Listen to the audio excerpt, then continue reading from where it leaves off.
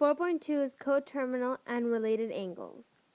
So, the basic concept focuses around coterminals. There are angles in standard position that have the same terminal arm. So here's our graph. That black line is our terminal arm. The first angle, where is it? First angle is 30 degrees, right? But then what a coterminal does, it has the same terminal arm. So you would like do a whole 360 plus that 30 degrees again to make it the same terminal arm, then you get 390 degrees.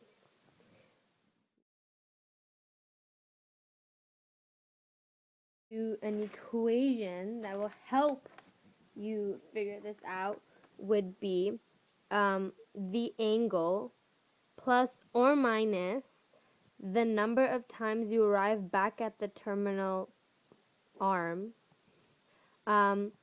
equals the new terminal arm like angle degree, I guess you can say. I put plus or minus because it can be positive and it can be negative. And I mentioned in the previous video, positive is counterclockwise and negative is clockwise. So here's an example.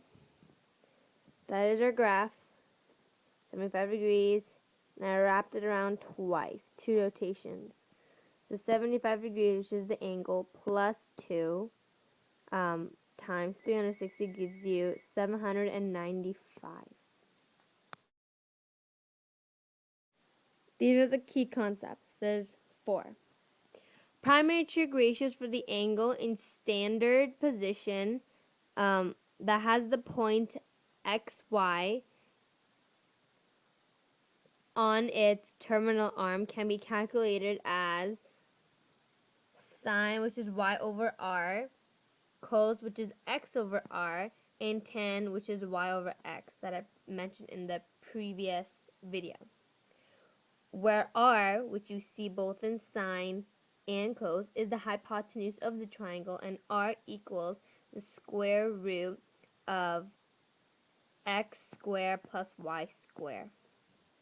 Moving on, between the angles of 0 and 360, there are only 2 angles with the same tan or sine or cos ratios.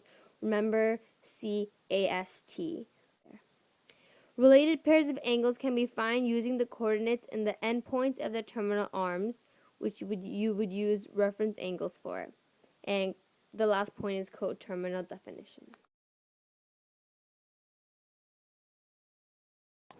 Okay, a typical question in this section would be they would give you coordinate and they would ask you for the primary trig ratios of this coordinate. As you can see here, cos is 6 and sine is 8, which is something you should remember. Using the values of x and y, which are these two, you square, add them together, then you square root this, you get 10. That is r. Here's a quick reminder of the equations you can use to find the primary trig ratios for a coordinate. Here are your answers. Now, you can see that cos is positive because in the graph it's 6, negative 8. It's in the 4th quadrant, so C, cos is positive. Next, there would be other questions in this chapter. They would give you the already, like the sine, I guess you can say, or the cos. Actually, they would give you the cos. Or, well, in this case, they would give you the cos. Well, with this question, they would give you the cos, and they would say the degree. And I calculated that the degree is 53 degrees. Next, what you would do is that 53 degrees will be in the first quadrant, right? So basically, you have to find the angle that would have the same cos as 53, but in the 4th quadrant. And so the angle that I drew here is 307 degrees. And you can get that by getting this first. And then in this case, you do 360 minus 53, which will give you 307.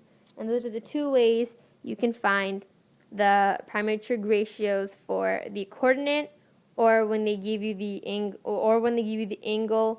or the equation.